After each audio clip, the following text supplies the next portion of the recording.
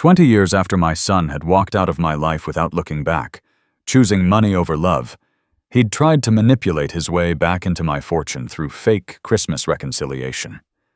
Let me tell you how a father's broken heart became the most expensive lesson my family ever learned. Look at yourself, Frank. Have you brought home a single penny this whole month? My wife's voice cut through the whistling wind like a blade I'd grown too familiar with. I slowly peeled off my jacket, each movement deliberate and careful, as if sudden motions might shatter what little peace remained in our house.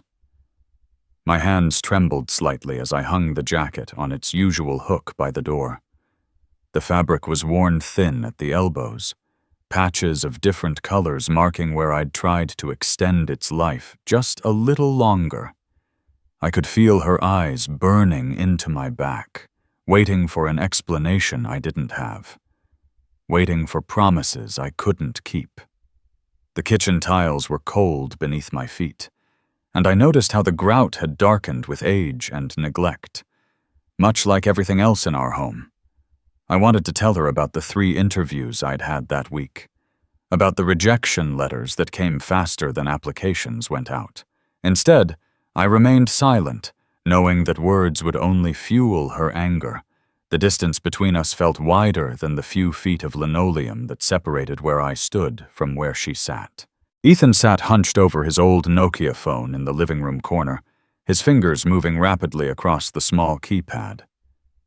The soft blue glow of the screen illuminated his face, casting shadows that made him look older than his 16 years. I walked past him toward the stairs, and for a moment I thought he might look up, might acknowledge me with even the smallest nod. Instead, his eyes remained fixed on the tiny screen, his thumb clicking the navigation buttons with practiced precision. The silence between us stretched like a taut wire, ready to snap at the slightest pressure. I paused near his chair, close enough to smell the shampoo in his unwashed hair, close enough to see the game he was playing. The sound effects were muted, but I could see the digital characters jumping and fighting, living out adventures in a world where problems could be solved with the right combination of button presses. "Ethan," I said softly, my voice barely above a whisper. "I know about the PlayStation you wanted for your birthday next week. I'll try. Maybe I can buy it next month." He glanced up for half a second, his eyes meeting mine with the same indifference I'd seen for months now. The look cut deeper than his mother's harsh words ever could.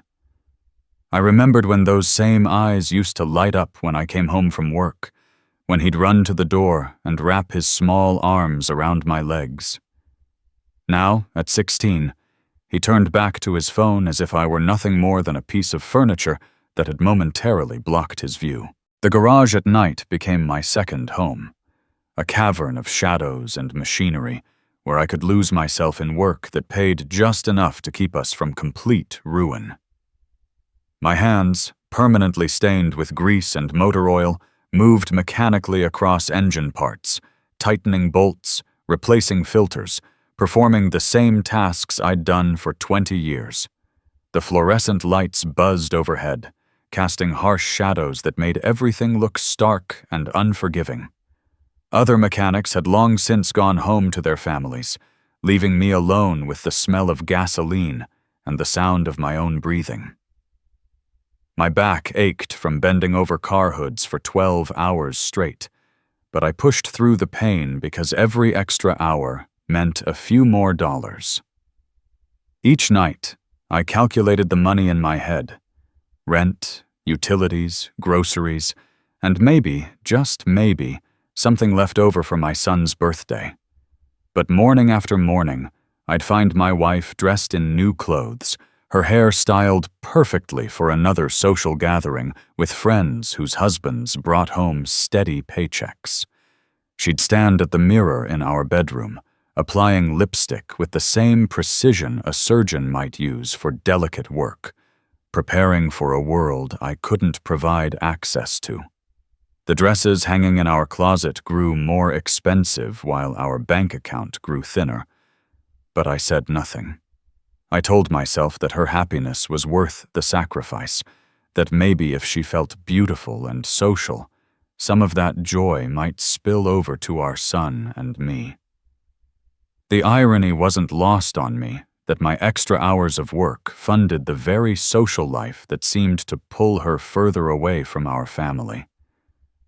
Still, I hoped that somehow, if I worked hard enough, long enough, I could pull us back from the edge of whatever cliff we were approaching. The living room had never felt smaller than it did that evening when my wife announced she wanted to talk. I sat on our old couch, the one we'd bought when Ethan was born, its cushions now permanently compressed from years of family movie nights that had become a distant memory. Ethan remained in his corner chair, his phone face down on his lap for once, sensing the gravity of what was about to unfold. The lamp beside me cast a warm circle of light that felt mocking in its cheerfulness, illuminating what would become the end of everything I'd tried to build. My wife paced in front of the window, her silhouette sharp against the gray evening sky, her arms crossed in a way that made her look like a judge preparing to deliver a verdict. The heating system clicked and hummed, filling the silence with mechanical sounds that seemed louder than they should have been. "I can't take this anymore, Frank," she said, her voice steady and final. "I'm filing for divorce." The words hung in the air like smoke, visible and toxic and impossible to breathe around. I felt something inside my chest collapse, not dramatically, but slowly, like a building settling into its foundation. She turned to our son, and I saw the way her expression softened when she looked at him. The same expression she used to reserve for me years ago. "Ethan, you're old enough to choose. Who will you go with?" The question wasn't really a question at all. I could see from the way they looked at each other that this had been discussed, that decisions had been made without me. Ethan's answer came without hesitation, without even a glance in my direction. "I'll go with Mom." For the first time in years, I felt tears burning behind my eyes. I was 4 or 5 years old, a grown man who had survived business failures and financial ruin, but nothing had prepared me for hearing my own son choose to leave. "Give me more time," I whispered, my voice breaking in a way I hadn't heard since I was a child. "I promise I'll turn everything around. I'll find better work. But even as I spoke the words, I knew they were empty. Time wasn't the problem. I was the problem. I was the man who couldn't provide, couldn't protect, couldn't even keep his own family from walking away. The distance between where I sat and where they stood might have been only a few feet, but it felt like an ocean, dark and impossible to cross. Morning came too soon, and not soon enough, bringing with it the mechanical sounds of suitcases being dragged across hardwood floors. I stood at the kitchen window, watching through glass that needed cleaning, as a black sedan pulled into our driveway. The car was sleek and expensive, everything our family vehicle wasn't, but I didn't think much about it at the time. Perhaps my wife had called a taxi or asked a friend for help. My wife moved through our house with purpose, collecting items that had once seemed permanently rooted to our shared existence. Photo albums disappeared from shelves, leaving behind rectangular patches of unfaded paint that looked like scars on the wall. Ethan's bedroom door stood open, revealing a space already half empty, his posters peeled away to expose the bare wall beneath. The sound of their preparations echoed through rooms that seemed to grow larger and more hollow with each item they removed.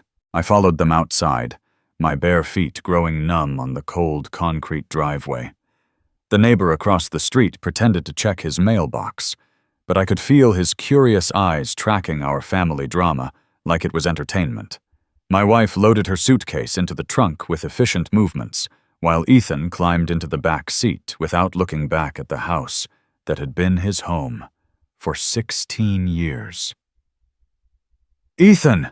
I called out, my voice cracking with desperation I couldn't hide. "Son, don't go!" But the car door was already closed, and through the tinted window I could only see the shadow of his outline. The engine started with a quiet purr that seemed to mock the rattling sounds of my own aging car.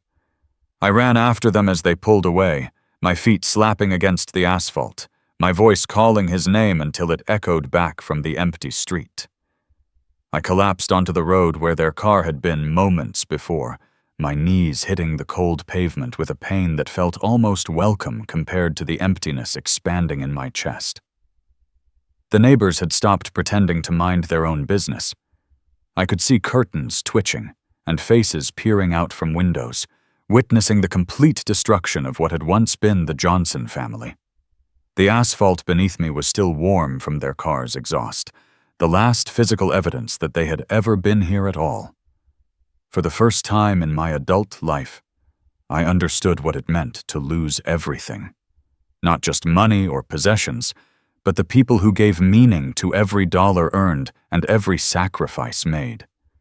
The wind picked up, carrying with it the scent of winter and change, and I realized that whatever came next, I would face it completely alone. 3 days after they left, I found myself holding the phone with trembling fingers, staring at the number I'd dialed 100 times before, but never for something this desperate. My mother-in-law's voice came through the receiver, sharp and businesslike, the same tone she'd used when discussing grocery prices or neighborhood gossip. "Margaret," I whispered, my voice catching on her name like it was made of broken glass. "Please, you have to convince her to come back. I know things were hard, but I can change. I can find better work. I can—" The silence on the other end stretched so long, I wondered if the line had gone dead. Then came her laugh, not cruel exactly, but cold enough to make me understand that whatever sympathy she might have once had for me had evaporated like morning frost. "Frank," she said, and I could hear her settling into her favorite chair, the one by the window where she liked to watch the neighborhood dramas unfold. "She has a new family now, a richer life. That man she's with, he makes a lot of money." The phone felt heavier in my hand, like it had absorbed the weight of her words and was trying to drag me down with it. I pressed my back against the kitchen wall, needing something solid to keep me upright as the reality of what she'd said settled into my bones. So the expensive car hadn't been a taxi or a friend helping with the move. It belonged to him. This man who could provide what I couldn't, who had stepped into the space I'd left empty through my failures. "How long?" I managed to ask, though part of me didn't want to know the answer. Margaret's voice took on that particularly satisfied tone she used when delivering news that proved her right about something she'd predicted long ago. "Does it matter, Frank? She's happy now. They have a beautiful house. Ethan has his own room with all those games he wanted, and she doesn't have to worry about money anymore." Each word was a small knife, precise and sharp, cutting away pieces of the hope I'd been carrying around like a dying man clutches medicine. "She asked me to tell you not to call anymore. It's better this way." But I called anyway, night after night, sitting in the darkness of our empty living room with only the phone's dim display providing any light. The number was burned into my memory from 15 years of marriage, my fingers finding the keys automatically, even when my eyes were too blurred with exhaustion to see clearly. Ring, ring, ring. Then the mechanical voice telling me the number was busy or out of service, or simply the hollow echo of a line that connected to nothing but emptiness. I tried calling at different hours, thinking maybe she was just occupied. Maybe if I caught her at the right moment she'd pick up, and we could talk like we used to, when problems were smaller and solutions seemed possible. 10 at night, 7 in the morning, during lunch breaks at the garage when my hands were clean enough to handle the phone without leaving grease stains. The results were always the same. Busy signals that buzzed in my ear like angry wasps, or worse, the sound of the call connecting followed immediately by the sharp click of someone hanging up. The corner of the living room where Ethan used to throw his jacket became a shrine I couldn't bring myself to disturb. His old denim jacket hung on the back of a chair like he'd just stepped out for a moment and would be back any minute to claim it. The fabric was faded in places from too many washings, with a small tear near the left elbow where he'd caught it on a fence during one of his rare outdoor adventures. I found myself talking to that jacket sometimes, carrying on conversations with the ghost of my 16-year-old son, who might still listen, might still care about his father's voice, even if the flesh and blood version had walked away without looking back. "Your mother says you have your own room now," I would whisper to the empty denim. "I bet it's bigger than the one here. I bet you have that PlayStation you wanted, and all the games, and maybe even friends who come over to play." The first Sunday of every month became my pilgrimage to Margaret's house, a small ritual that kept me tethered to the family I'd lost through a thread as thin as spider silk. I would stop at the grocery store first, buying ingredients for a simple meal. Nothing fancy, just the kind of comfort food Margaret had always claimed to enjoy when she was being charitable toward me. Pot roast with potatoes and carrots, or sometimes a chicken casserole with the crusty breadcrumb topping she'd taught my ex-wife to make during their better days. I cooked these meals in Margaret's kitchen while she sat at her dining room table, watching me work with the detached interest of someone observing a mildly entertaining television program. Her kitchen was always immaculate, the counters bare except for a single coffee pot and the ceramic salt and pepper shakers shaped like roosters that had been there since my wife was a child. "Ethan's doing well in school," she would tell me as I stirred gravy or checked the oven temperature, her voice carrying the careful neutrality of someone delivering a weather report. "He joined the debate team. Sarah says he's quite good at it." Sarah. It felt strange to hear my ex-wife's name spoken so casually, like she was just another neighbor Margaret might discuss over morning coffee. I would nod and continue cooking, not trusting my voice to remain steady if I asked the questions that burned in my throat. Does he ever mention me? Does he wonder how I'm doing? Has he grown taller? Does his voice crack when he laughs the way it used to, when he was trying not to smile at his own jokes? Margaret seemed to understand the weight of these unspoken questions, because sometimes she would add small details without being asked. "He's taller than his stepfather now. He drives Sarah's old car to school. He wants to study computer programming in college." These visits left me feeling hollowed out and grateful in equal measure, like a man who finds water in the desert only to discover it tastes of salt. Margaret's stories were all I had of my son's life, second-hand reports that I collected and hoarded, like precious artifacts from an archaeological dig. But I could see in her eyes that she was growing tired of this monthly performance, that my presence in her clean kitchen represented a complication she'd rather not deal with. She never said as much directly, but I felt it in the way she would glance at the clock while I cooked, or how she'd clear her throat impatiently when I lingered too long over washing the dishes. Still, I kept coming, because those few crumbs of information about Ethan's life were the only thing keeping me connected to the man he was becoming without me. Even second-hand love was better than no love at all.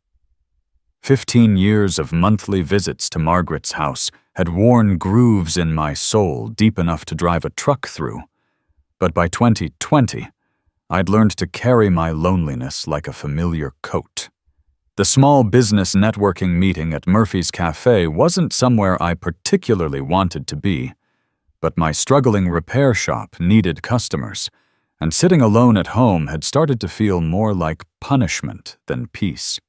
I chose a corner table near the window, nursing a cup of coffee that had gone cold, while I watched other entrepreneurs pitch their ideas with the kind of confidence I'd forgotten how to fake. My notebook remained closed on the table, the business plan I'd spent weeks preparing suddenly feeling as useful as a map to nowhere. The cafe buzzed with conversations about market opportunities and growth strategies, words that seemed to belong to a different language than the one spoken by men who counted every dollar twice before spending it. She sat down across from me without invitation, her smile neither aggressive nor apologetic, just present in a way that made the nervous energy in my chest settle slightly. "You look like someone carrying the weight of the world," she said, stirring honey into her tea with slow, deliberate movements. I glanced around the room, wondering if she'd mistaken me for someone else, someone worth approaching. "I'm sorry, do we know each other?" The question came out more defensively than I'd intended. She shook her head, her eyes remaining steady on mine in a way that should have felt intrusive, but somehow didn't. "No, but I recognize that look. I used to see it in my mirror every morning for about 5 years."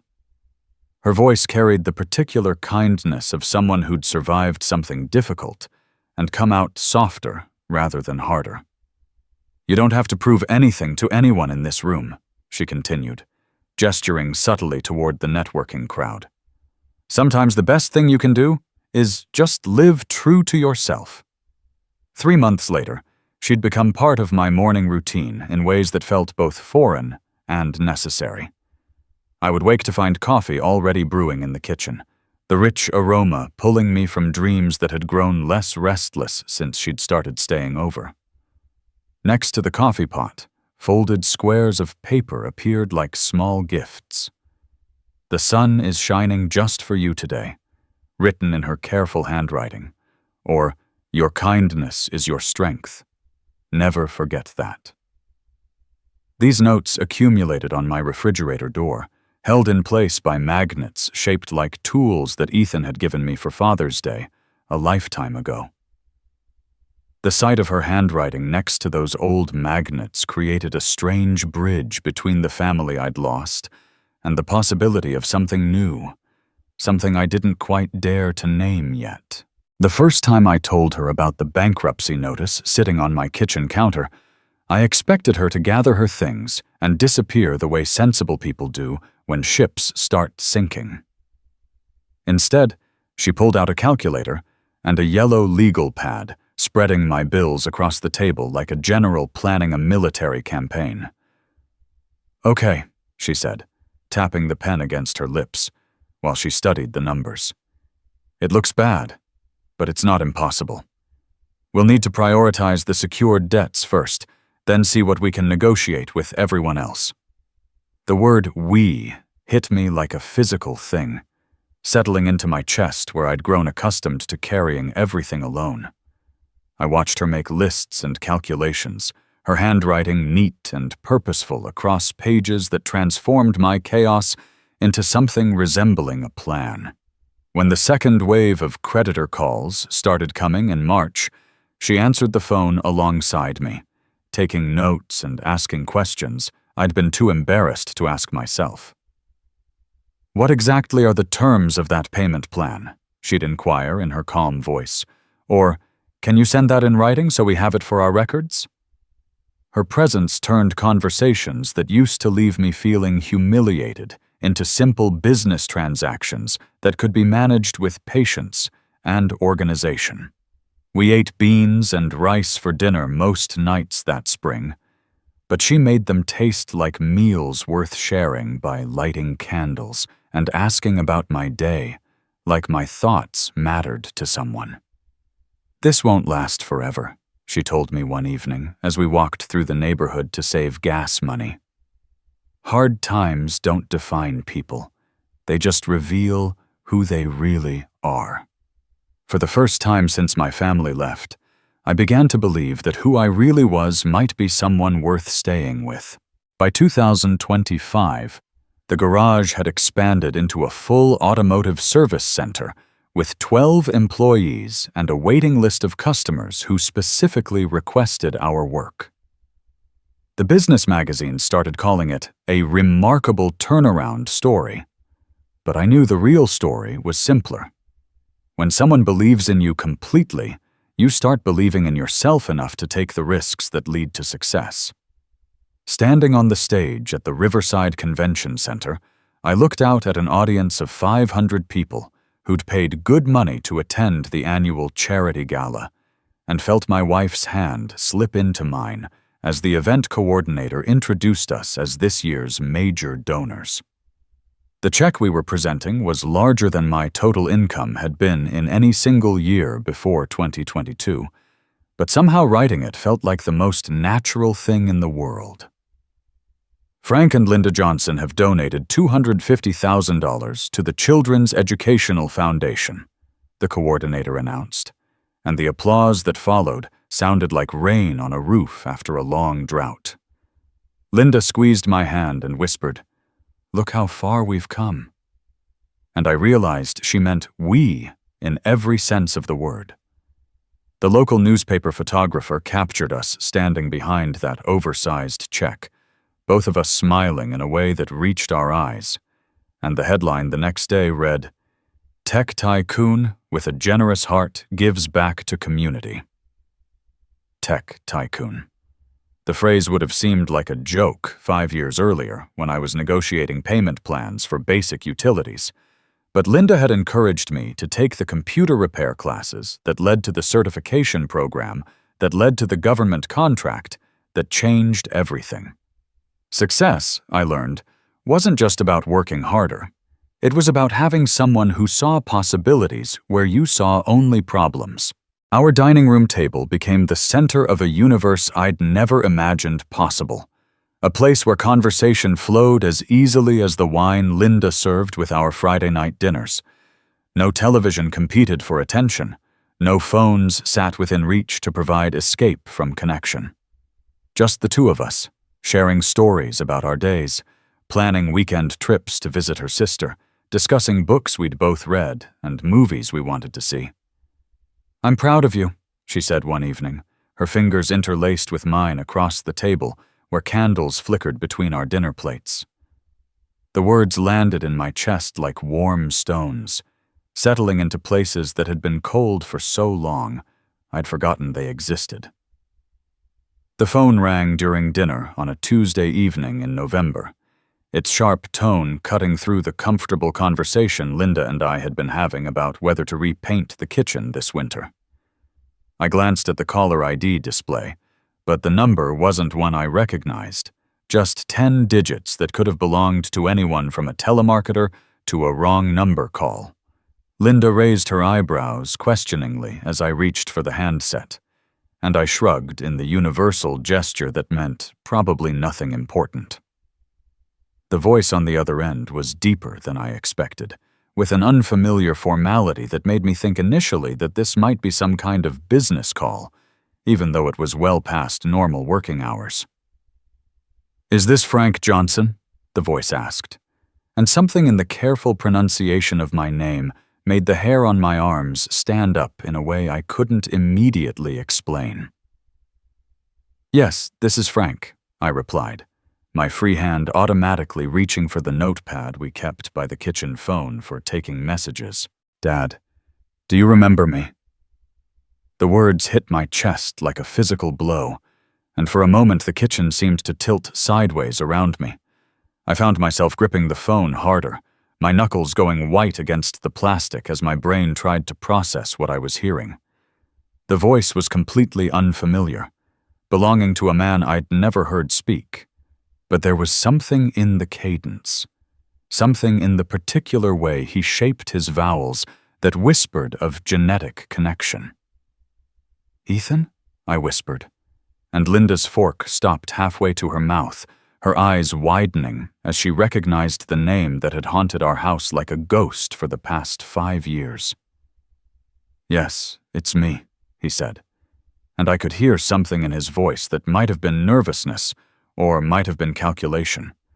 After 20 years of silence, I'd lost the ability to read the subtle emotional cues of my own son. "I know this is unexpected, but I was wondering if you and your wife would like to come to Christmas dinner this year." The silence that followed his invitation stretched long enough for me to hear the grandfather clock in our hallway tick through 10 full seconds, each one marking time that felt simultaneously too fast and impossibly slow. Linda had set down her fork entirely now, and was watching my face with the careful attention of someone trying to read a document written in a foreign language. "Why?"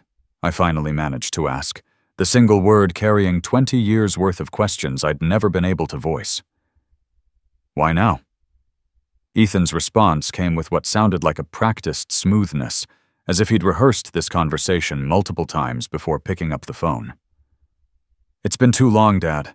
I don't want us to hate each other anymore. Life's too short for this kind of distance between family." The words were exactly what I'd dreamed of hearing during all those sleepless nights after they left, but something about their perfection made them feel hollow, like lines from a play rather than spontaneous emotion. "I've been thinking about you a lot lately," he continued, and I found myself analyzing each syllable for signs of genuine feeling versus mere performance. "Mom told me about your success, about the business, and everything you've accomplished. I'm proud of you."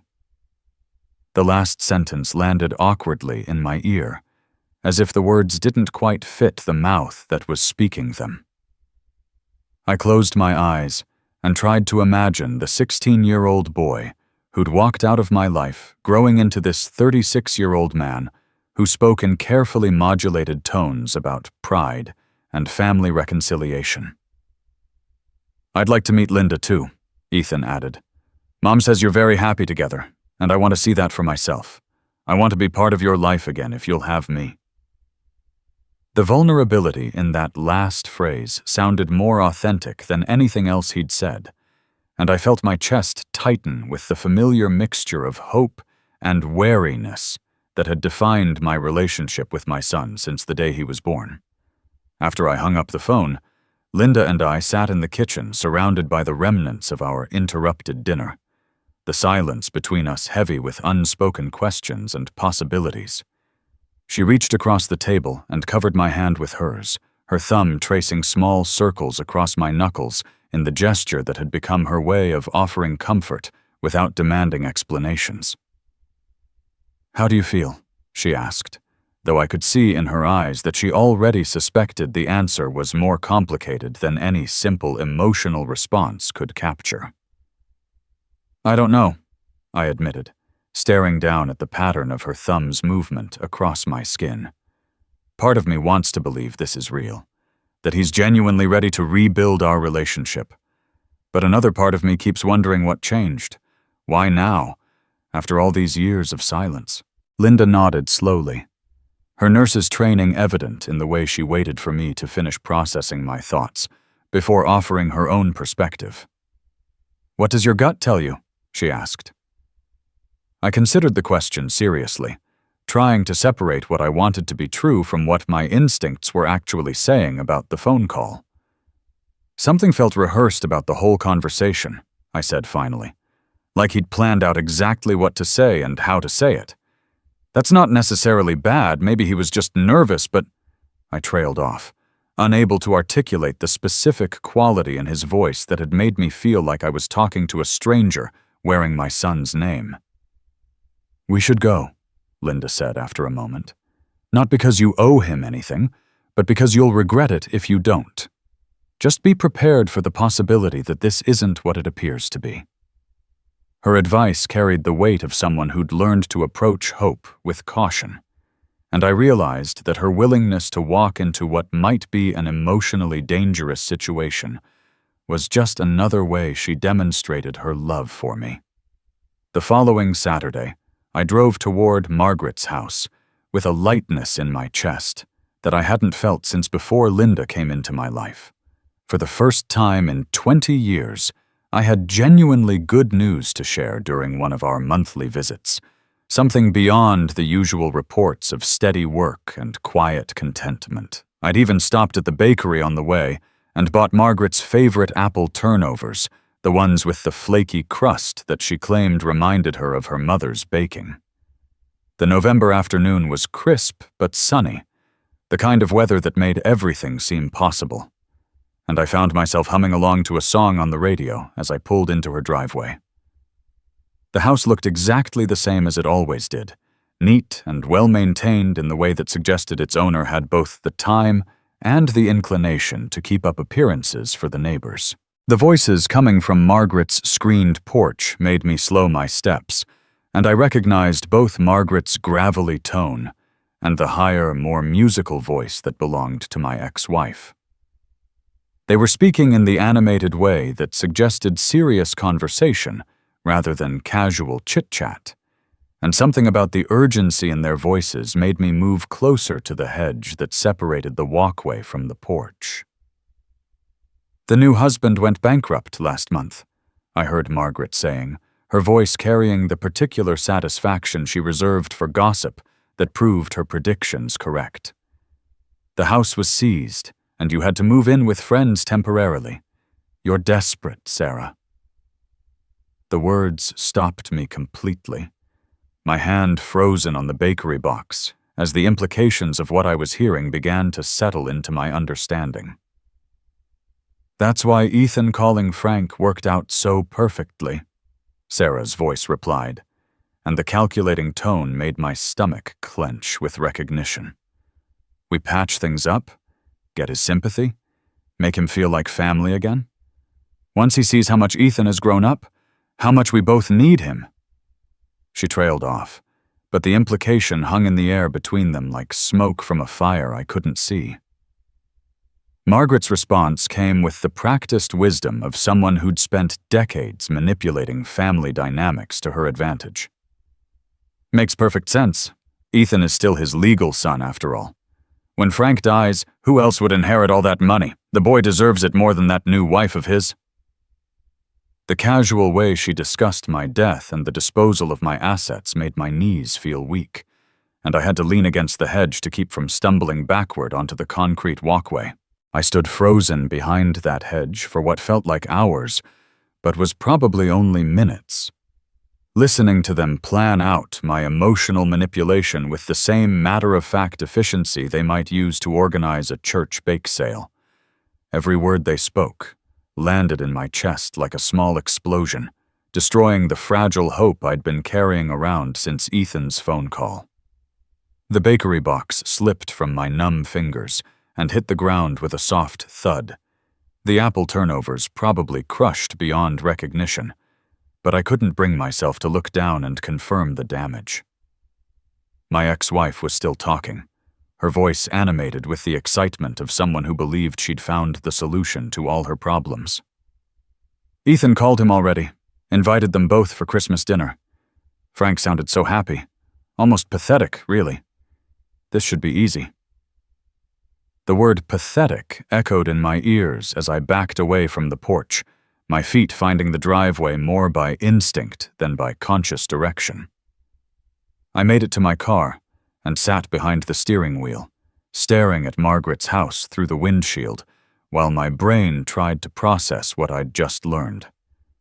20 years of monthly visits, 20 years of treating Margaret like the bridge that connected me to my lost family, and she'd been feeding information back to them the entire time, cataloging my struggles and my successes like a spy reporting to enemy headquarters.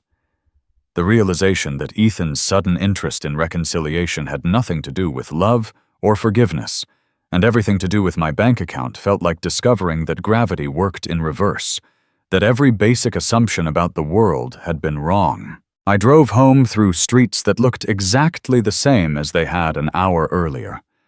But everything felt different now, like I was seeing my neighborhood through glass that had been cracked by an impact I couldn't identify.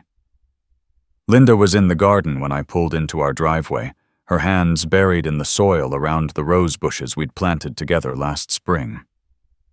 She looked up as I approached, and whatever she saw in my face made her immediately stand up and brush the dirt from her gloves. "What happened?" she asked, and I realized that the lightness I'd carried with me to Margaret's house had been replaced by something much heavier, something that felt like the weight of 20 years' worth of naive hope collapsing all at once. The Christmas invitation wasn't about reconciliation. It was about inheritance. My son didn't want his father back. He wanted his father's money, but as I stood there watching Linda's concerned face, a cold smile began to form on my lips. If they wanted to play games, perhaps it was time they learned that some games had rules they didn't understand yet. The house stood at the end of a cul-de-sac in one of those suburban neighborhoods where every lawn looked professionally maintained and every driveway held cars that cost more than I used to make in a year. Christmas lights outlined the roofline in perfect symmetry, twinkling with the kind of precision that suggested either professional installation or someone with far too much time on their hands. Linda squeezed my arm as we walked up the brick pathway, her touch reminding me of the conversation we'd had in the car about keeping our expectations realistic and our guard up. The scent of cinnamon and vanilla drifted from the house, mixing with the cold December air in a way that should have felt welcoming, but instead made my stomach clench with nervous anticipation. I could hear voices and laughter coming from inside, the sounds of a family celebration that I was about to join as both guest and stranger. The door opened before we could ring the bell, and there stood my son, 36 years old, and completely unfamiliar. He was taller than I remembered, his hairline receding in the same pattern mine had 20 years earlier, but his eyes held an expression I couldn't read. "Dad," he said, stepping forward with arms extended for an embrace that felt as choreographed as a dance routine. "I'm so glad you came." His hug was stiff, lasting exactly the right amount of time to appear genuine without actually conveying any real warmth, and I found myself patting his back awkwardly while my brain tried to reconcile this polished stranger with the sullen teenager who'd walked out of my life. "This must be Linda," he continued, turning to my wife with a smile that reached his mouth but stopped somewhere short of his eyes. "We've heard so much about you." Linda accepted his handshake with the gracious professionalism she'd developed during her nursing years, but I felt her other hand tighten almost imperceptibly on my arm. She appeared in the foyer like an actress making her entrance. Her hair was styled in a way that suggested recent professional attention, and her makeup was applied with the kind of precision that took time and expensive products to achieve. "Frank," she said, her voice carrying that particular tone people use when they're trying to sound warm, but haven't quite managed to feel it. "It's been a long time. You look different." The pause before different stretched just long enough to make me wonder what word she'd originally intended to use. I studied her face, searching for traces of the woman I'd once loved enough to marry, but all I could see was a stranger wearing familiar features like a mask that didn't quite fit properly. "Hello, Sarah," I replied, my voice sounding steadier than I felt. She moved forward as if she might hug me, then seemed to think better of it and extended her hand instead, a gesture that felt more appropriate for a business meeting than a family reunion. Her handshake was brief and surprisingly cold, despite the warmth of the house. Linda stepped slightly closer to me, her presence a reminder of the life I'd built after this woman had walked away. "You must be Linda," Sarah said, turning to my wife with a smile that looked like it had been painted on. "I've heard wonderful things about you from Margaret." The mention of Margaret made my chest tighten as I remembered the conversation I'd overheard on her porch, the casual way they'd discussed manipulating my emotions for financial gain. "Stay calm," Linda whispered, so quietly that only I could hear, her words like an anchor in the storm of memories and conflicting emotions swirling around me. The living room was filled with people I didn't recognize, all of whom seemed to know exactly who I was the moment Ethan led us into their midst. They turned toward us with the synchronized attention of an audience watching a performance they'd been waiting to see, their faces wearing expressions of polite curiosity mixed with something that looked suspiciously like calculation. "Everyone, I'd like you to meet my father," Ethan announced, his voice carrying the particular pride that comes from introducing someone impressive rather than someone beloved. "Frank Johnson. He owns Johnson Automotive Services, one of the most successful repair shops in the tri-state area." The way he rattled off my business credentials made me feel like a resume being read aloud at a job interview, and I found myself wondering when my relationship with my son had become something that needed to be marketed to strangers. Frank started with nothing, Ethan continued, warming to his theme in a way that made me increasingly uncomfortable. Built his business from the ground up, worked nights and weekends for years. Now he's got 12 employees and contracts with half the major companies in town.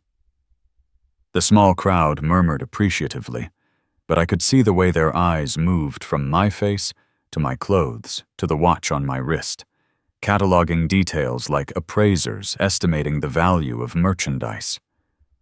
A woman with perfectly styled gray hair leaned forward with the kind of smile that suggested she was about to ask probing questions. "How wonderful that you've reconnected with your son," she said. "Ethan's told us so much about how proud he is of your success."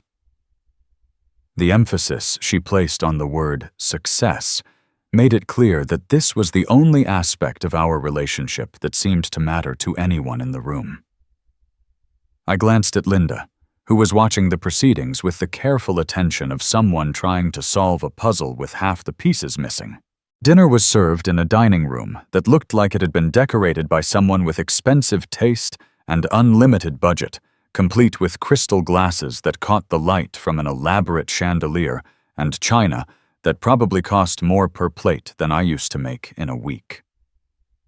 Ethan played the role of attentive son with theatrical precision, pulling out my chair, filling my wine glass, and asking questions about my preferences with the kind of solicitousness that felt more like customer service than filial affection. "How's the roast, Dad?" he asked, cutting his own meat with movements that seemed designed to demonstrate proper etiquette. "Mom made it just the way you used to like it." I couldn't remember ever expressing a preference for roast beef prepared any particular way, but I nodded and made appropriate noises of appreciation, while trying to navigate the complicated emotional terrain of sharing a meal with people who felt like actors in a play I didn't understand. But I was watching too, and I caught the moment when Ethan thought I was distracted by conversation with the woman sitting to my left. His eyes found his mother's across the table, and he gave her a quick wink, accompanied by a barely perceptible nod toward me. The gesture lasted less than 2 seconds, but it contained a lifetime's worth of conspiracy and shared understanding that excluded everyone else at the table, especially me. Sarah responded with a smile that looked nothing like the polite expressions she'd been wearing for the rest of the evening, a smile that spoke of plans being executed and goals being achieved.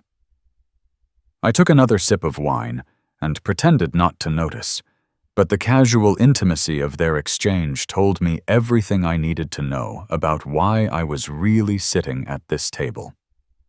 The performance was good, but not quite good enough to hide the fact that it was exactly that, a performance. The transition from polite dinner conversation to the real purpose of the evening came during dessert, when Ethan set down his coffee cup and looked at me with an expression of casual curiosity that I immediately recognized as carefully rehearsed. "Dad, I've been reading about your company in the business section," he said, his voice carrying just the right note of son-like pride mixed with innocent interest. "The article said you signed some major contracts this year. Your company's really doing well, isn't it?"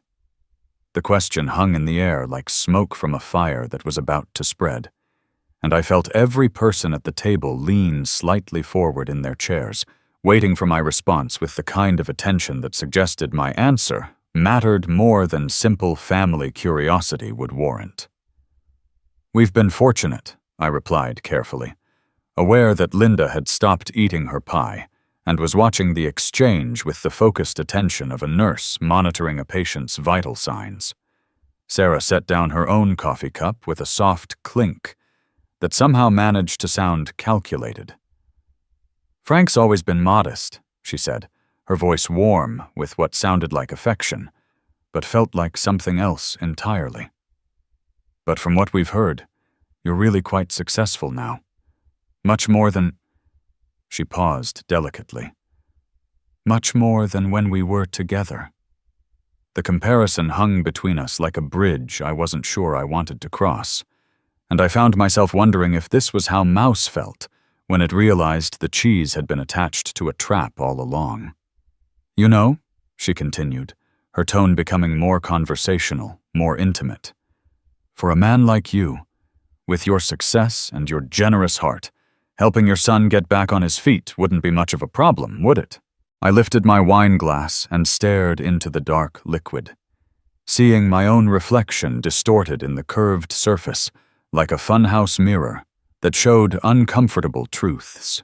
The silence that followed Sarah's question stretched long enough for me to hear the grandfather clock in the hallway ticking away seconds that felt like hours, each tick marking time toward a confrontation that was feeling increasingly inevitable.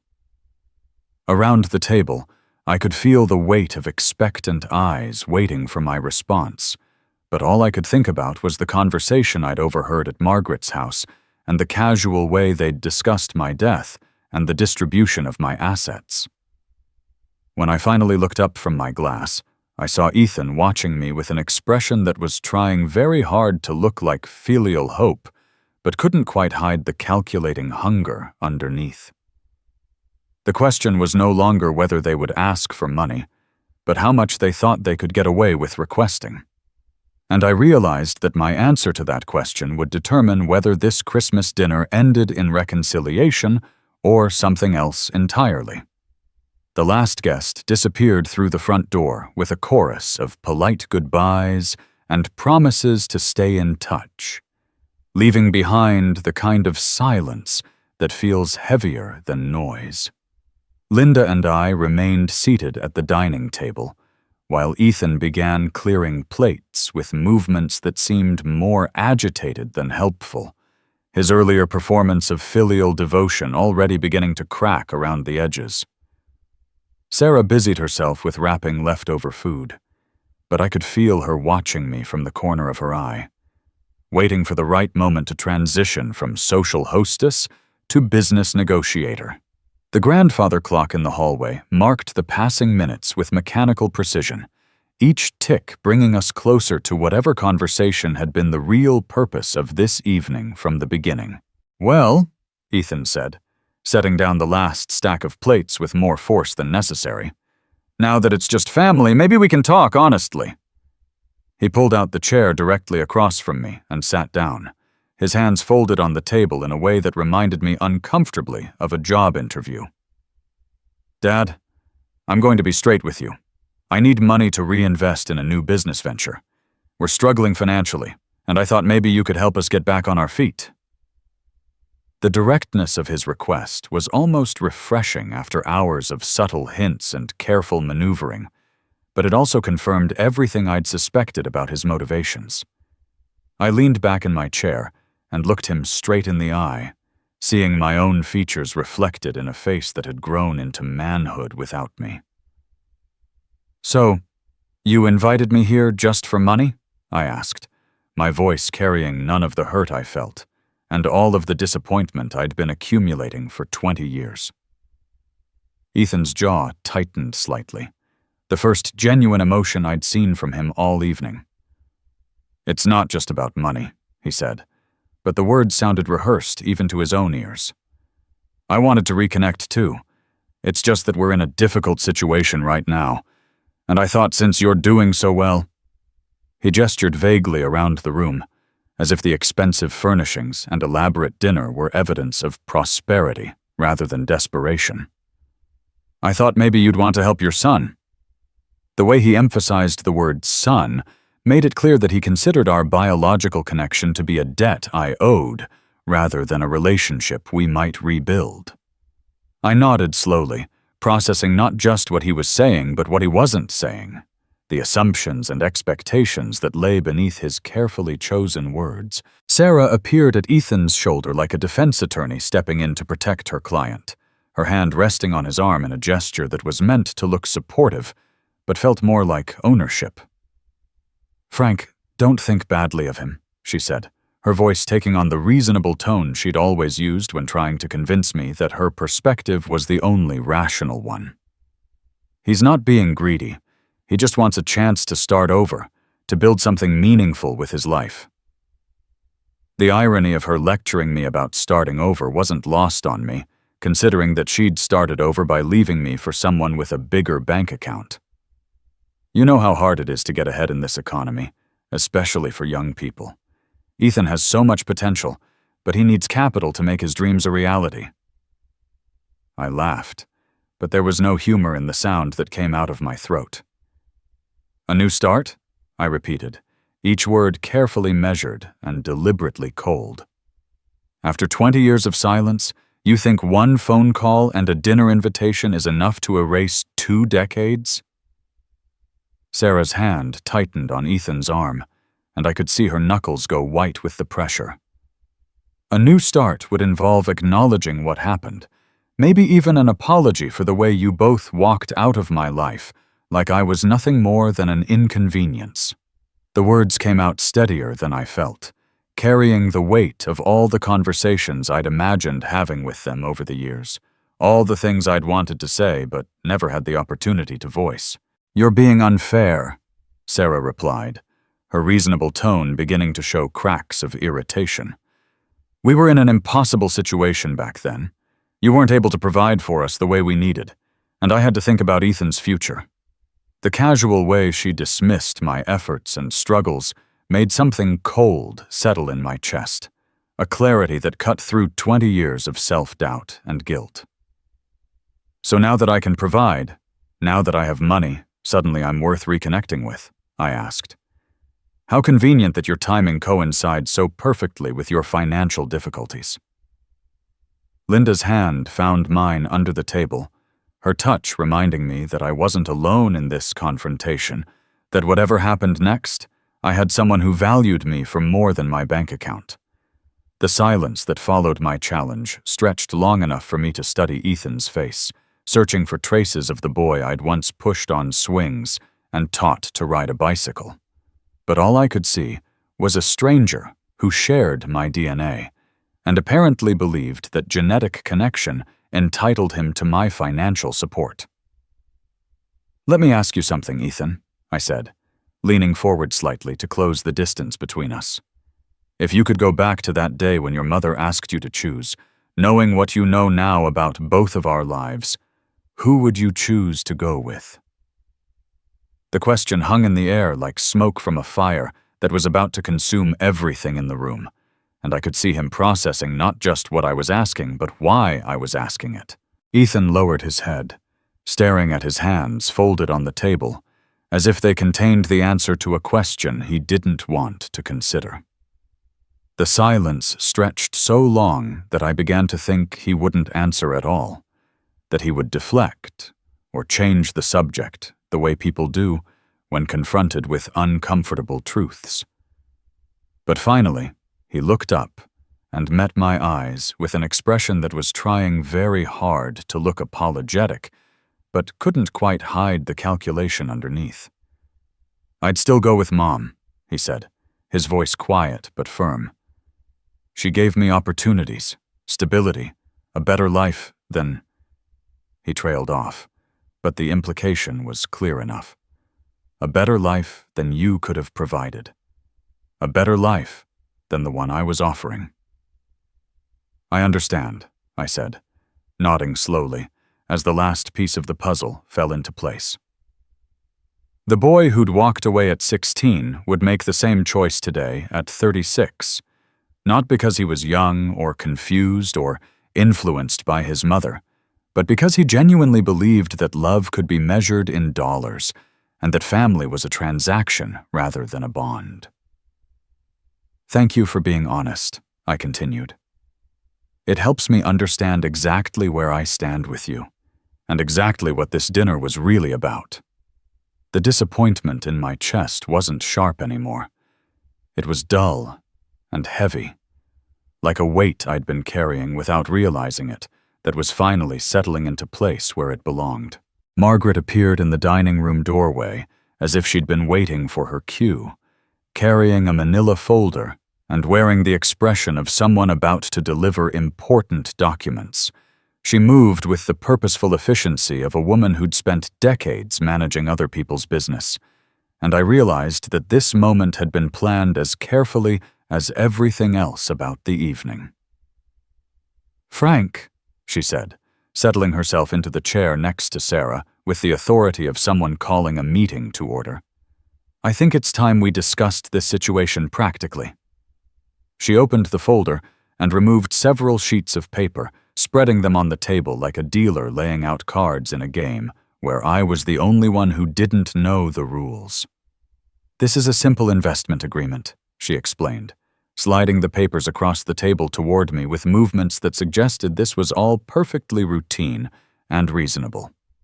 "Nothing complicated, just a way for you to help Ethan get his business off the ground. After all, he is your legal son, your flesh and blood. Who else should benefit from your success if not your own family?" The way she emphasized legal son made it clear that she'd considered the implications of inheritance law and found them favorable to her cause. "Sign this, help him get started, and everyone benefits. Ethan gets his chance, you get to be the father you always wanted to be, and the family stays together." Her smile was warm and grandmotherly, but her eyes were as cold as a banker's when the loan payment is overdue. I picked up the papers and read them line by line, taking my time to process not just the financial terms, but the assumptions underlying the entire document. They were asking for $250,000, presented as an investment, but structured as a gift with no expectation of return, no oversight of how the money would be used, and no consequences if the business failed. "This isn't an investment agreement," I said finally, setting the papers back down on the table with the kind of care people use when handling something distasteful. "This is a request for charity dressed up in legal language." I looked around the table at the three faces watching me with varying degrees of expectation and calculation. "I won't sign this," I said simply, and the words seemed to suck all the air out of the room. The change in Ethan's demeanor was immediate and dramatic, like watching a mask crack and fall away to reveal something ugly underneath. His face flushed red with anger, and his hands clenched into fists on the table as 20 years of suppressed entitlement finally found its voice. "You owe me," he shouted, his careful composure completely abandoned. "You owe me my whole childhood, all the opportunities I missed because you couldn't provide for us properly. You owe me for every birthday you missed, every baseball game you weren't at, every time I had to explain to my friends why my father was a failure." The words came out in a rush of poison that had apparently been building pressure for 2 decades, and I found myself marveling at how completely he'd rewritten our history to cast himself as the victim. "Now you won't even pay back what you owe me," he continued, his voice getting louder and more bitter with each accusation. "You have all this money, this success, this perfect new life with your perfect new wife, and you can't spare anything for your own son?" Sarah placed a warning hand on his arm, but he shook her off, too deep into his rage to care about strategy or appearances anymore. "I needed you then, and you failed me. I need you now, and you're failing me again. What kind of father does that make you?" The question was rhetorical, designed to wound rather than elicit an actual response, but I found myself answering it anyway because the truth was simpler and cleaner than his twisted version of events. "No, Ethan," I said, my voice steady and cold, in a way that cut through his shouting like ice through fire. "I don't owe you anything. I worked extra shifts to try to buy you that PlayStation. I stayed up nights worrying about your future when you were living with your mother and stepfather. I visited your grandmother every month for 20 years, hoping to hear news about your life." I stood up from the table, Linda rising beside me with the fluid synchronization of 2 people who'd learned to move as a unit. "But you made your choice when you were 16 years old, and you just confirmed that you'd make the same choice today. You chose money over love then. and you're choosing money over love now. That's not my debt to pay, that's your character to live with." The silence that followed my words was absolute, broken only by the steady ticking of the grandfather clock and the sound of Sarah's sharp intake of breath. Ethan's face had gone from red to pale, and I could see him processing the realization that his strategy had failed, that the emotional manipulation and family obligation card hadn't worked the way he'd planned. But as I looked at his expression, I saw something that made my blood run cold. Not shame or regret or even disappointment, but calculation. The look of someone who'd lost the first round, but was already planning the next attack. Whatever happened next, I realized, this conversation was far from over. 3 days after the dinner, I walked to our mailbox and noticed Mrs. Henderson from across the street watching me with the kind of intense interest usually reserved for traffic accidents or celebrity sightings. She whispered something to her husband as he watered their lawn, both of them stealing glances in my direction with expressions that mixed curiosity and disapproval. The pattern repeated throughout the week. Conversations that stopped when I appeared, sideways looks at the grocery store, and the uncomfortable silence that settled over the coffee shop when I walked in for my usual morning routine. Linda noticed it too, her hand finding mine as we walked through the neighborhood one evening. "People are talking," she said quietly, "about what happened at Christmas dinner."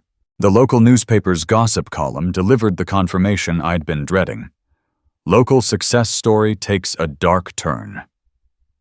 The article was short, but devastating, painting me as the successful businessman who'd abandoned his struggling son in his hour of need. Sources close to the family report that despite his considerable wealth, Frank Johnson refused to help his biological son get back on his feet financially, the piece read. The younger Johnson, who has been trying to rebuild his life after recent setbacks, reached out to his estranged father for support, but was coldly rejected. I could practically hear Margaret's voice in every carefully chosen word, her talent for manipulation extending even to the press. One has to wonder what kind of man accumulates wealth but refuses to share it with his own flesh and blood, the article concluded, and I crumpled the newspaper in my hands as Linda read over my shoulder. "They're trying to destroy your reputation," Linda said, her voice tight with controlled anger. "Making you look like the villain in their story." I nodded, recognizing the strategy even as I felt its effectiveness. In a small community where everyone knew everyone else's business, perception often mattered more than truth. "Ethan always was good at playing the victim," I replied, thinking back to his teenage years when every consequence for his actions somehow became someone else's fault. I should have expected this. But even knowing it was coming didn't make the whispers any easier to bear, or the way people's eyes followed me with judgment instead of the respect I'd worked decades to earn. The phone calls started that same evening, interrupting our dinner with their persistent ringing. The first few times, I answered hopefully, thinking it might be a business call or someone with legitimate need to reach me. But Ethan's voice on the other end quickly disabused me of that notion. "Dad, I've been thinking about our conversation," he said, his tone artificially sweet in a way that immediately put me on guard. "Maybe I came on too strong. Maybe we can work something out, just a smaller amount to get me started." When I didn't respond immediately, his voice hardened slightly. "I mean, it would be a shame if people kept hearing about how you turned your back on your own son." The calls continued every night, sometimes multiple times, his tone shifting like weather patterns from pleading to manipulative and to outright threatening. "You're being selfish, Dad," he said during Tuesday's call. "You have more money than you could ever spend, and I'm asking for a fraction of it. What's wrong with you?" I held the phone away from my ear, Linda shaking her head in disgust as Ethan's voice carried across our kitchen. You ruined my life once by being poor, he continued, and now you're ruining it again by being rich and stingy. Do you even care about me at all? The raw entitlement in his voice was breathtaking, but I stayed silent, just listening to the litany of accusations and demands until he finally ran out of steam and hung up. By Thursday, the mask had completely fallen away. You destroyed my childhood, he shouted into the phone, his words distorted by anger and volume. You failed as a father then, and you're failing now. Everyone in town is going to know what kind of man you really are. I set the phone down on the counter and walked away, letting him vent his rage to an empty line until he realized no one was listening anymore. Linda found me in the garden afterward, my hands buried in the soil around the tomato plants we'd been nurturing all summer. How long are you going to let this continue? She asked. I looked up at her, dirt under my fingernails and exhaustion in my bones. As long as it takes for him to reveal who he really is to everyone who matters. Sarah called on Friday morning, her voice soft and vulnerable in a way I hadn't heard in 25 years. Frank, can we meet somewhere private, just the two of us, without all the family drama and pressure? I think we need to talk honestly about what happened. Something in her tone made me agree, though Linda's expression made it clear she thought I was making a mistake. We met at Murphy's Cafe, the same place where Linda and I had first talked, and Sarah was already waiting when I arrived, her eyes red-rimmed and her usual perfect appearance slightly disheveled. I've made so many mistakes, Frank, she began, before I'd even sat down fully. I was young and scared, and I made choices that hurt everyone, especially you. Tears began streaming down her face, and for a moment I saw traces of the woman I'd married, the one who used to cry at sad movies and laugh at my terrible jokes. I regret leaving you. I regret taking Ethan away from his father. I regret all of it. Can we start over? Not romantically, she added quickly, but as friends, as family, for Ethan's sake? I studied her face across the small cafe table, searching for signs of the genuine emotion I remembered from our early years together. But even as she cried, I could see the calculation behind her tears, the way she positioned herself to catch the light from the window, the practiced timing of her sobs. Sarah, I said quietly, look at me. She raised her eyes to mine, mascara streaking down her cheeks in perfect rivulets. It's not me you miss, I continued. It's not our marriage you regret losing. It's my money you want, and you're willing to say anything, even lie about regretting the last 20 years to get it. Her face went still, the tears stopping as abruptly as if someone had turned off a faucet. That's not true, she whispered, but the words lacked conviction. I loved you once, Frank. We were happy. I shook my head, reaching for my wallet to leave money for the coffee I hadn't touched.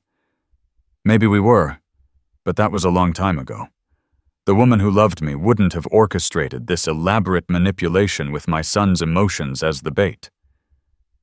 I stood up, looking down at her one last time. The woman who loved me would have called to congratulate me on my success, not to figure out how to profit from it. The certified letter arrived on Monday morning, official and intimidating with its legal letterhead and formal language demanding my presence at a law office downtown. Johnson Vitos Johnson Family Financial Responsibility Conference, the document read, scheduled for Thursday at 2 o'clock with attorney Marcus Webb presiding. Linda read it over my shoulder as I stood in our kitchen, both of us recognizing this as their next escalation in what was becoming an all-out war. They're trying to legal force you to pay them, Linda said, her voice tight with controlled anger. Financial responsibility. As if you haven't been financially responsible your entire adult life. Thursday arrived with gray skies that matched my mood as I drove downtown to Webb's office, a folder of documents on the passenger seat that I'd spent the previous evening organizing. The waiting room was sterile and expensive, designed to intimidate people into compliance, and Sarah, Ethan, and Margaret sat together on one side like a jury preparing to deliver a verdict. Attorney Webb was younger than I'd expected, with the kind of aggressive confidence that suggested he specialized in extracting money from reluctant targets. "Mr. Johnson," he began, "my clients have asked me to mediate a discussion about your financial obligations to your son, particularly in light of your recent business success and his current difficulties." "I understand their position," I replied, opening my folder and spreading documents across the conference table with the same systematic care I'd learned from managing my business finances. "But before we discuss my obligations, I think we should review their financial history. Bank records, bankruptcy filings, credit reports, and debt collection notices created a paper trail of financial irresponsibility spanning 2 decades. Sarah's bankruptcy in 2019, I said, pointing to the relevant documents. Ethan's defaulted student loans, 3 repoed vehicles, and multiple evictions. Webb's confident expression began to falter as he scanned the paperwork. Margaret's reverse mortgage and the lien on her house that she used to fund their various failed business ventures. "The pattern here," I continued, "is not of people who've experienced temporary setbacks, but of people who consistently make poor financial decisions and expect others to bear the consequences." Webb shuffled through the documents, his legal training warring with his recognition that his clients had misrepresented their situation. "Based on this evidence, any financial support I provided would be enabling destructive behavior, not helping anyone achieve stability." I gathered up the papers and returned them to my folder. "I have no legal obligation to fund their lifestyle choices, and I certainly have no moral obligation to reward 20 years of refusing to take responsibility for their own actions." Webb cleared his throat and looked across the table at his clients with the expression of a man who'd just realized he'd been hired to argue an impossible case. "Based on the documentation Mr. Johnson has provided," he said carefully, "I don't believe we have grounds for any legal claim of financial responsibility. There's no evidence of abandonment or failure to provide support during the marriage, and no legal obligation for a divorced parent to support an adult child who chose to live with the other parent." Sarah's face had gone white, while Margaret sat rigid in her chair like a statue of outraged dignity. Ethan stared at the table, his jaw clenched so tight I could see the muscles jumping beneath his skin. "Furthermore," Webb continued, "pursuing this matter could expose my clients to counterclaims for harassment and defamation, given the recent media campaign." He closed his legal pad and stood up, effectively ending the meeting. "I'd advise all parties to consider this matter closed." I walked out of the office feeling lighter than I had in weeks, but as I passed their corner of the waiting room, I saw them sitting frozen in their chairs like people who'd just watched their house burn down. Sarah stared at the floor. Margaret clutched her purse like it contained her last hope of salvation, and Ethan's hands were clenched into fists that he couldn't use on any target that mattered.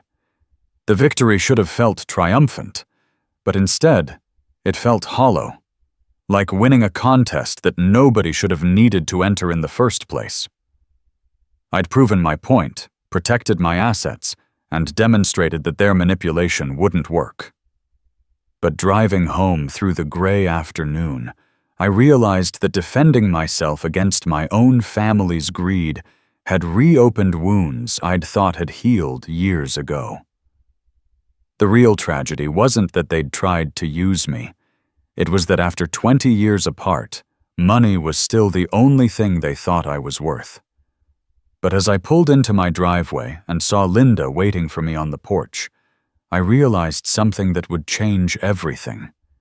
If they wanted to make this a public battle, perhaps it was time to give the public a story they'd remember long after the gossip columnists moved on to other scandals. I sat in my study that evening, staring at my phone while Linda finished cleaning up the dinner dishes in the kitchen. The house was quiet, except for the familiar sounds of our evening routine, but my mind was churning with the decision I'd been wrestling with since walking out of that lawyer's office. Finally, I picked up the phone and dialed Ethan's number, not sure what I expected, but knowing I needed to give him one final chance to prove me wrong about who he'd become. The phone rang twice before his voice answered, cautious and guarded in a way that suggested he'd been expecting this call. "Dad?" he said, and for just a moment, I heard an echo of the little boy who used to run to me when I came home from work. "What do you want?" The question was blunt, stripped of any pretense of filial affection, but I pushed forward anyway. "Tomorrow morning, I want to meet with you," I said, keeping my voice steady and calm. "Just the two of us. No lawyers, no family members, no agendas. If you truly want to reconcile, if there's any part of you that wants to rebuild our relationship for reasons that have nothing to do with money, then come." The silence on the other end stretched long enough that I began to wonder if he'd hung up on me. "This is your chance to prove that I'm wrong about your motivations, Ethan. That you called me for Christmas because you missed your father, not because you needed a benefactor." "I'll have to ask Mom first," he replied without hesitation, and the words hit me like a physical blow. She's been handling all the family stuff, making decisions about how to move forward. I should probably check with her before we meet. 20 years had passed since he'd chosen to leave with his mother, 20 years of growing into adulthood, and he still couldn't make a simple decision about meeting his father without her permission. I closed my eyes and felt something inside my chest finally snap. Not with anger, but with the clean break of acceptance. "Ask your mother," I said quietly, "and then let me know what she decides you should do." I hung up the phone before he could respond, knowing that his answer had already told me everything I needed to know about where his loyalty lay. Riverside Park looked different in the gray light of winter morning, the playground equipment standing empty and frost-covered like monuments to summers that felt like they'd happened in another lifetime. I sat on the same bench where I'd once pushed Ethan on the swings, watching my breath form clouds in the cold air, while I waited for a son who I already knew wouldn't come. The bare trees stretched their branches against the overcast sky, and I found myself remembering the day I'd taught him to ride his bicycle on the path that curved around the duck pond. He'd been 8 years old, determined to master the skill, but frustrated by his wobbling attempts, and I'd run alongside him for what felt like hours until he finally found his balance. My phone buzzed at exactly 10 o'clock, the appointed time for our meeting, and I already knew what the message would say before I opened it. "Sorry, I can't make it today. Mom needs me to help with some things around the house. Maybe we can reschedule for next week?" I read the text twice, then clenched the phone in my hand until my knuckles went white. Even now, at 36 years old, with a chance to have an honest conversation with his father, he was choosing his mother's household chores over our relationship. I looked around the empty park, at the frozen playground where we'd shared some of our happiest moments, and realized that the little boy who'd learned to ride a bike here was truly gone. The man he'd become would always need his mother's permission to love his father. I typed back a simple response. "I understand. This tells me everything I needed to know." Then I turned off my phone, stood up from the bench, and walked back to my car without looking back. The drive home gave me time to think, time to let the final pieces of my decision fall into place with the clarity that comes from absolute certainty. If my son wanted to remain a child forever, dependent on his mother's approval for every choice, then it was time for him to learn what that dependence would ultimately cost him. Some lessons could only be taught through consequences, and some consequences could only be delivered by cutting off the very thing people thought they were entitled to. The annual Children's Hospital Benefit Gala was the kind of event where the local elite gathered to see and be seen, where photographers documented charitable donations and society reporters took notes for the next day's coverage. Linda and I had attended for 3 years running, but this year would be different. This year, I had something more important than money to contribute. I waited until the formal program reached its peak, when the room was full of donors and dignitaries and the media attention was at its maximum intensity. Then, I approached the podium where the evening's announcements were being made. "Ladies and gentlemen," I began, my voice carrying clearly through the microphone to every corner of the ballroom. "I have an announcement to make about the future of Johnson Automotive Services and my personal estate planning." The conversations around the room gradually died away as people realized this wasn't part of the scheduled program. Linda squeezed my hand from her seat at our table, her eyes bright with pride and understanding. "Effective immediately, I am transferring full ownership of my company and all associated assets to my wife, Linda Johnson, the woman who stood by me through years of struggle and never once asked for anything in return." The murmur that rippled through the crowd was audible, but I continued before anyone could interrupt. "Additionally, I am establishing the Second Chance Children's Fund with an initial endowment of $2 million, dedicated to helping disadvantaged children whose parents work multiple jobs to provide for their families." I paused, looking directly into the television camera that had been recording the evening's events. "I believe that wealth should go to those who walk beside you during the difficult times, who cherish you for who you are rather than what you can provide. It should go to those who choose love over convenience, loyalty over opportunity, and family bonds over financial gain." The applause that followed was thunderous, but I barely heard it. What mattered was the message that would be broadcast on tomorrow's news, printed in every local paper, and shared across social media by everyone who'd been following the gossip about my family drama. Too often, we see people emerge from difficult circumstances only to be surrounded by those who want to benefit from success they played no part in creating, I concluded. True family isn't determined by blood or legal documents. True family is determined by who stays when staying is difficult, and who celebrates your success because they love you, not because they want to profit from it. The news coverage began that very evening, with the local television station leading their 11 o'clock broadcast with footage of my announcement and commentary about the heartwarming story of a successful businessman choosing love over blood. By morning, the story had been picked up by regional news outlets, and by the end of the week, business magazines were running features about the entrepreneur who chose his real family. The irony wasn't lost on anyone who'd been following the gossip. The man they'd tried to paint as a heartless father had just donated millions to help children, while ensuring his assets would go to someone who'd never asked for them. Margaret called 3 times that first day, her voice shrill with panic as she demanded to know if what she'd heard on the news was true. "You can't do this, Frank," she said during her final call. "Ethan is your legal heir. You have obligations, responsibilities to your blood family." I listened to her rant for nearly 5 minutes before responding. "Margaret, my only obligation is to live with integrity and treat people according to how they've treated me. Ethan made his choice about our relationship very clear, and now I've made mine about my estate." The silence that followed told me she was finally understanding the consequences of their campaign against me. Sarah's response came through a mutual acquaintance who reported that she'd been seen crying in the grocery store while other shoppers whispered and pointed.